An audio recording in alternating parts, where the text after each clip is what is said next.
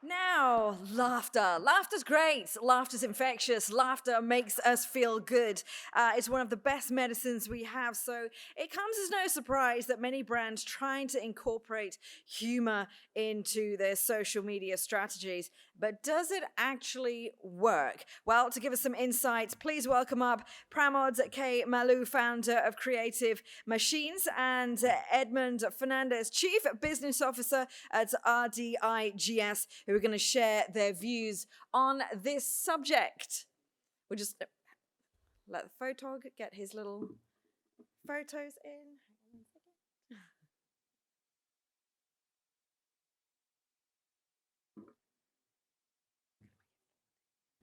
Please welcome them to the stage.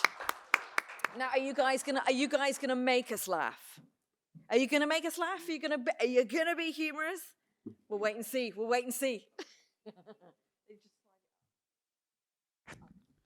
Yeah, we may be so bad that we're good. So just to respond to that, let me start by asking everyone a question. We said yeah, yeah. All of you who feel humorous content is works for brands and for personal branding, just say marhaba, marhaba, marhaba 3 times. All right. If you're in Dubai and if you don't say marhaba one, two, a couple of times, you're not in Dubai real. Okay. My name is Pramod Maloo, and I run a digital marketing company by the name Creative Machines, and it is the worst digital marketing company of India. Oh, did I say worst? It is the best digital marketing company in India. Edmund? Yes, my name is Edmund Fernandes. I'm the Chief Business Officer for RDIGS. So, of course, we would like to believe that we are the best uh, premium lead and demand generation organization in the world. And we are trying to prove that it's true here. And of course, Roland and the team would agree to that. Yes, uh, the topic that we've got, humor, uh, it's it's been there since ages. Can anyone guess how far does humor go? Can anyone guess how far does humor go? Ladies and gentlemen, this is the last topic for today, and I think a topic which allows us to be little humorous because the topic itself is self-explanatory. So I would request people to participate to questions that we throw to the room. Let me give it to them. It is about 335 BC. So the first bit of comedy was created in 335 BC. Uh, there was no television there. There was nothing that time. But uh, humans felt the need to have a laugh. Uh, but why? Why would anyone want to laugh? Any any ideas on that? If you would like this to be very I think, interactive. Yeah. although the topic talks about how humor works on social media, I think if we take a step back and look into our own lives, humor works in every situation. You meet somebody, and if you are able to create, if you want to create an impact on the other person, and if you have a joke that works instantly, of course, you need to be cautious not to be hitting below the belt when you try and push your humor. But having said that, humor works more than anything else. I can give you a couple of examples, and you all would be able to relate with examples of advertisements that we saw for the rivals Coca-Cola and Pepsi, the rivals iPhone and Android phones. One of the examples that also instantly hits my mind is that of Cred. People from India would remember Cred, the credit card. It's a credit card bill payment platform, and in last couple of years they've been one of the most successful marketing communication in the country. And what they did is something that they banked totally on this topic. So if I have to dedicate this topic to a brand, I would dedicate it to Cred. What they did is uh, bring some of the icons of sports, of film industry, and push them to talk about something which had nothing to do with what cred was offering. Do you remember, Edmund, the advertisement which had Venkatesh Prasad, Rahul Dravid? Yes, you see them as cricketers, suddenly they're angels doing funny stuff. I remember Kumar Shanu doing some comedy. I remember Anil Kapoor, and somehow those ads uh, had an impact on me. I remembered them. I remembered Cred. Suddenly, I wanted to be a customer for Cred, and I did, in fact. And little on the serious note, why did they do what they do? Or why most of the brands are picking up on the humorous content to create a stronger brand recall? Anybody? Any guesses? Okay, let me ask you a question. How many of us end up spending more than 2 hours on social media apps? More than 2 hours? Yeah? Almost everyone. Do you realize, as an advertiser, as a marketer, the first thing that you would have as your KPI to measure if you've been successful in reaching out to your target audience is if you've been able to catch their attention for 6 seconds or more, right? And Cred killed it. Cred killed it with the humorous content that they posted, and there are so many other examples. And it does not just restrict to the brands; it goes to the personal brands as well. How many times do you see virality when somebody does a social media post, and what better than make fun of your own self? Yeah, because then you have you are on not on that tight rope where it's a two-edged sword, and you may end up offending somebody, right? So how many of you have seen one of your friend putting up, because the previous topic was talking about personal brand, disrupting personal branding, and I think humor is one way in which you are able to disrupt Correct. personal branding. And if you could think of an example where you saw that happening. So while Roland and Jackie were talking, uh, I thought that the biggest example of disruptive personal branding is being a parent. So when you have children, for example, me, when I had a daughter, suddenly I wanted to wear pink. Suddenly I wanted to go to restaurants and not pubs. Suddenly I wanted to sit at the non-smoking area. For me, I didn't realize that I was doing that. But then it is disruptive personal branding where I am moving to a place where I've never been before, and it was fun. It is still fun. Absolutely. Uh, Taking a clue from something that happened today afternoon with me when I was moving out for the lunch is one of my friend was with his wife, and he was having vape, and he was looking for cigarettes. He asked me for cigarette, and his wife was like, "You can't have both the things together." And to respond to that, my friend asked why, and the response that we got from Nilu was phenomenal. She said, "You can't have vape and cigarette at the same time, just like you can't have both the wives at the same time. Even if you want to have two wives, you have to have them in two cities." And my friend was witty enough to respond, "Okay, I have one in India, and I'll end up having one in Dubai." So with a conversation like this, look at the brand recall, look at the connect that I ended up using this as an example when we are talking about how humor sells. So this is exactly what brands are trying to do, because anything that has to have a stickiness in the mind of the target customers may have A, B, C, D, E, F, n number of things. But in my opinion, one thing that dominates, overrules everything else is having a emotional connect. Emotional connect can have a long lasting stickiness with your target audience, and humor has a instant emotional connect. It makes you feel good, and when you feel good about a brand, it somewhere unknowingly at subconscious level makes you do what the brand wants you to do, maybe installing the app, maybe making a purchase, maybe subscribing to their newsletter. Correct. And what I feel is that why are we on social media? Why are we on Facebook, Instagram, Twitter, LinkedIn, for the matter of fact? There is a need to be We are on entertained. social media to look everyone travel out and feel sad about it. Yeah, the need is that everyone wants to be entertained at every point in time, and in our little ways, we find that on social media.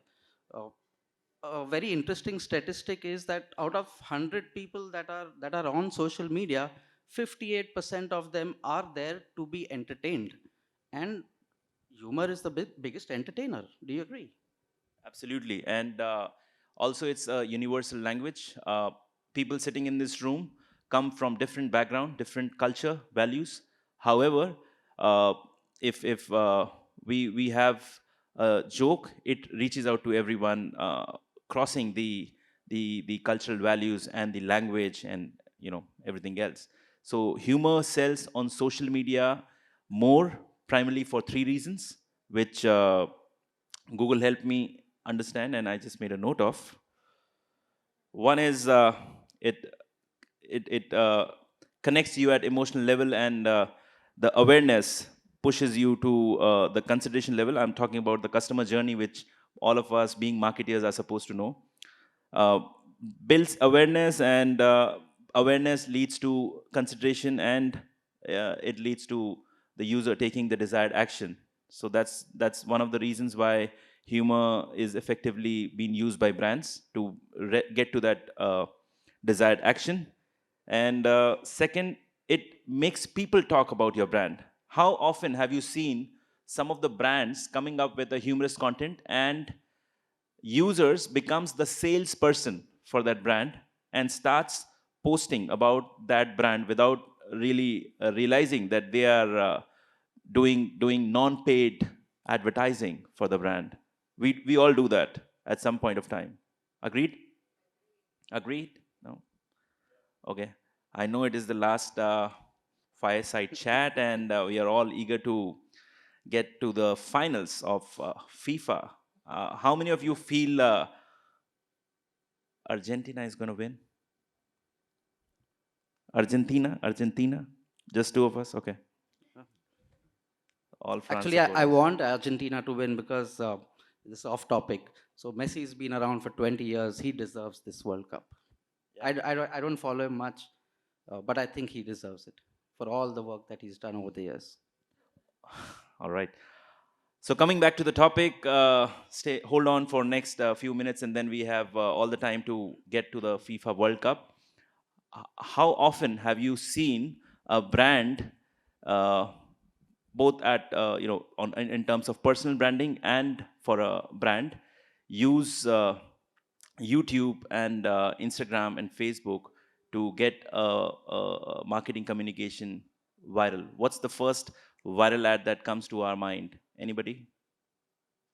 Any viral ad that uh, comes to your mind instantly when we're talking about a humorous? And why I'm asking this question is, chances are more than half of the times it was a humorous content, which is why it got viral. So the point that I'm trying to bring in is virality is another important reason why people uses humorous content, why brands uses humorous content. Any of the ads that comes to your mind apart from the great example that we gave? Nobody? I'd like to step in here. Initially, when you mentioned Pepsi and Coca Cola, they were having a dig at each other, and suddenly the consumers were having fun. They Yes. liked it. They suddenly took sides, and they related to that. And I'm sure if I side with Pepsi, I'm going to go and buy a Pepsi instead of a Coca Cola. Yes, and moving forward, it is very important to understand the target audience's taste and preference, and then come out with a marketing communication which is humorous. Because, as I said, it's a two-edged sword, and if not done right, it can backfire. There are instances when brands went on to come out with a humorous content, and it backfired because they somehow missed on the tonality of the communication. Very important to have the right tone when you are coming up with a humorous content. Also, it is very important to consider the situation. You know, you can't make humorous content around a disastrous situation. For example, if a brand decides to come up with a humorous content which has which is around Ukraine Russia situation, it may not be taken in the right spirit by quite a lot of people. So you have to be very careful in the tonality. You have to understand the kind of situation or the kind of consideration where you are having the humorous content, and you have to understand the target audience's taste and preference and cultural values, and on basis of that you should work around. So if you're doing a advertisement targeting a country in the western part of the world vis-a-vis in Asia, you have to understand people have a very different way of looking at things. You may want to sound funny, but the other person may get offended. So we got to be careful about that. Yes, and humor may not be for everyone. Uh, for example, the example that you mentioned about Ukraine, that's dark comedy. There are some people who may like it.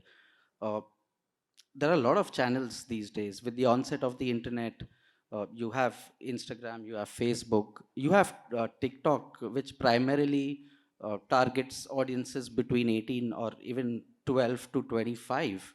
For Instagram, of course, it's for everybody.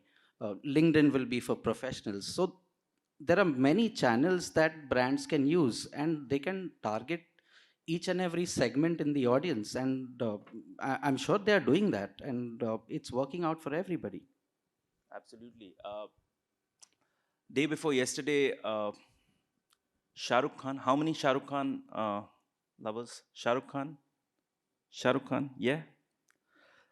He was there in the Kolkata International Film Festival inauguration, and this is how uh, this is how he was able to create an impact with the humorous content, and which is why he's not just called the most successful star, but the most wittiest star in the Bollywood. He goes onto the podium, and he starts his speech by saying, uh, greets everybody and says, I promised to the chief minister of the state that every time I'm going to be in Bengal, I would try and speak some Bengali. And right next to me was Rani Mukherjee. So I kind of convinced her to write a speech for me. In case I end up speaking well, the applause should come to me, and if I don't, it's Rani's fault.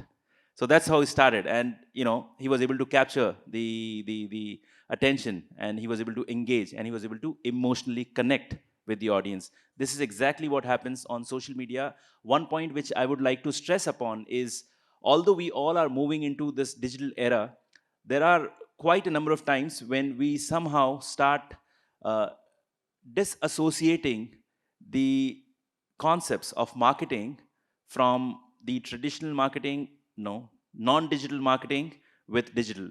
But I think the principles stays remains the same. Everything that we think works in the non-digital in terms of concepts are exactly what works on social media or digital media, which is to instantly connect with the audience. If am I standing here, and if she has a conversation where she's flat, the audience is also kind of half dead. So the same thing applies on social media. As a brand, if you're continuously posting, we are good, we are good, we have a very good offering, we have a very good offering, we have a discount, we have a discount. Do you think people are going to be even having engagement which would be anywhere even close to what you're expecting? The answer is no. But however, think about another social media campaign where where the brand is not just communicating, we are good, we are good, we are good, but they bring in a pinch of humorous content here and there, and then in a subtle way also pushes their marketing objective in that content. Yes, I agree. Now, if I talk about being closer to home, uh, we as an organization, we thought that why don't we have a team of memers, mimers, I'm not sure what you call it, tomato. So we thought let's have a team of mimers who simply post feel good content on the internet. We don't care if we don't get an ROI on that. We just want people to have fun, and let's see where it goes. Absolutely. That reminds me of a startup that I had done in 2018, and that was a miniature of that was the online version of the game Who Wants to Be a Millionaire, and there was also the same version in India which was titled as Kaun Banega Crorepati, which means Who Wants to Be a Millionaire, and the online version that I had created in 2018. Any guesses? What was the kind of name that I had in my mind? Okay, how would you guess? But let me tell you, Emma had reached out to me in 2018, and she told me that I'm going to be speaking on the topic, which is why I decided to have a humorous name for the app, which was Stupid App. I'm not kidding. It was actually termed as Stupid App. You can go and Google that out. We ended up having almost 500,000 downloads in less than 100 days. But few things which was not in our control, and it fell apart. But the point is, there are a lot of brands that I know are who are trying to position themselves in a humorous way. The brand itself is a lot of people from India would relate with the tea brand who claims themselves to be the worst tea, sabse kharab chai kind of advertising, and they are able to capitalize on the brand name which claims themselves to be the worst tea, and they're able to create a strong brand recall. The same way as we made the app name Stupid App, and the concept of the app was to answer all the 10 questions right and get paid if you get all the 10 questions right, and the name was Stupid App. So a lot of brands are able to successfully build a strong brand recall for their brand by having a humorous touch in the brand name itself. Yes, and another example I can recall from my personal life is about 15 years ago. I was interviewing for a position, and I was super nervous. And my the interviewer asked me on a scale of 1 to 10, how nervous are you? I told him 11, and everyone in the room started laughing. That broke the ice. I gave Absolutely. a hell of an interview. I didn't get selected though, which was really funny. I'm But sure you would not, because you hurt his ego. that's okay. I don't think I did, but then in all good faith, learned from that interview. Absolutely. How many of us remember, posting a humorous content on WhatsApp groups, and we are able to create a in a group of 250 plus people. We send something humorous, and we are able to instantly connect with the people in terms of brand recall. Your ex MBA, I mean your MBA batch, where you've been connected with your buddies for past 5 years, 10 years, and you are able to instantly connect, because not every time you would have a reason to talk, to reach out to people. But just pushing humorous content apart from festival greeting is also a great way to connect with people on a regular basis. So if you are not doing that, please start doing that. It works. It works like magic. Festive greetings is all right, and you can also take the liberty of reaching out to people and greeting them in a bit humorous way, because when you have 380,000 380 New Year greetings, it's difficult to remember whether you received the greeting from me or not. But if there's a humorous touch, chances are that more often than not, your greeting will be remembered by the person who's receiving it. So whenever you're sending festive greetings, try and be a little humorous. Whenever you want to just keep in the mind space of the person, of a group, try and just reach out, because nothing sells more than marketing 2.0 conference. Is that okay? You can send me the money by PayPal, Emma. uh, if all of us can remember our school days, the most what you will remember is the instances or the moments where you've had a good laugh rather than when you've not had a good laugh. So all these moments, they resonate with you, they stay with you. Why not use that to your benefit? Brands are doing that, where they want to use humor as content so that they can resonate with a brand, they can leave an imprint. uh, it's a feel good factor for everyone. And I'm sure in the coming future as well, a lot of humor will be used by brands to put themselves out in the market. Absolutely. Another example which brings me to the topic is I was standing outside and I was having a conversation with another lady from another conference, and she asked me what my name was, and I told her Pramod, and she was like, "What?" Because she was finding the name to be little difficult to pronounce, and I said, "I promote websites, I promote brands on social media. Promote, so just change T with D."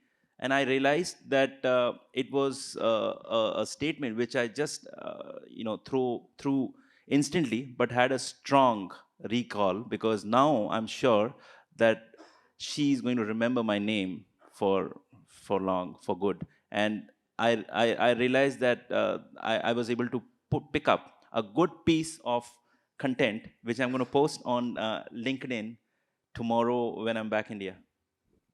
Absolutely. So now there is a very thin line between humor and not being funny, because some brands took it overboard, they paid the price for it.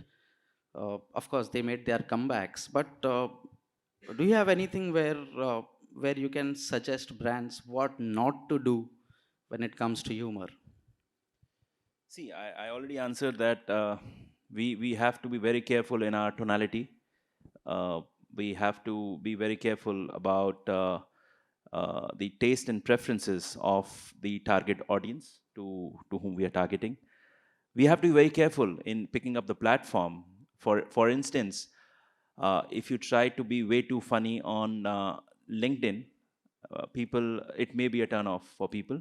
Vis-a-vis, if you try and be humorous on Facebook, so picking up the right platform is also very important, and having a deeper understanding about the audience to whom you're targeting, equally important.